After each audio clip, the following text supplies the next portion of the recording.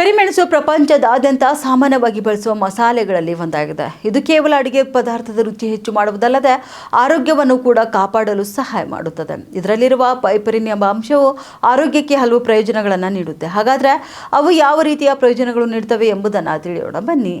ಕರಿಮೆಣಸಿನಲ್ಲಿ ಉತ್ಕರ್ಷಣ ನಿರೋಧಕ ಅಂಶಗಳು ಸಮೃದ್ಧವಾಗಿವೆ. ಇವು ದೇಹದಲ್ಲಿ ಸ್ವತಂತ್ರ ರಾಡಿಕಲ್ಗಳನ್ನು ತಟಸ್ಥಗೊಳಿಸಲು ಸಹಾಯ ಮಾಡುತ್ತವೆ. ಶೀತ ಮತ್ತು ಜ್ವರದ ಸಂದರ್ಭದಲ್ಲಿ ಇದು ವಿಶೇಷವಾಗಿ ಅಗತ್ಯವಾಗಿವೆ. ಇನ್ನು ರೋಗ ನಿರೋಧಕ ವ್ಯವಸ್ಥೆಯನ್ನು ಬೆಂಬಲಿಸುವ ಮೂಲಕ ಕರಿಮೆಣಸು ಅನಾರೋಗ್ಯಗಳನ್ನು ದೂರ ಮಾಡಲು ಸಹಾಯ ಮಾಡುತ್ತವೆ. ಎರಡನೇದಾಗಿ ಕೆಮ್ಮು ಮತ್ತು ಶೀತಕ್ಕೆ ಕೂಡ ಅಗತ್ಯವಾಗಿವೆ. ಕರಿಮೆಣಸು ನೈಸರ್ಗಿಕವಾಗಿ ಕಫವನ್ನು ಹೊರಹಾಕುವ ಗುಣ ಹೊಂದಿವೆ. ಬಿಸಿಯಾದ ಹಾಲಿಗೆ ಕರಿಮೆಣಸಿನ ಪುಡಿ ಬೆರೆಸಿ ಕುಡಿಯುವುದರಿಂದ ಗಂಟಲು ನೋವು ಮತ್ತು ಕೆಮ್ಮುವಿನಂತಹ ಆರೋಗ್ಯ ಸಮಸ್ಯೆಗೆ ತಕ್ಷಣದ ಉಪಶಮನ ನೀಡುತ್ತವೆ.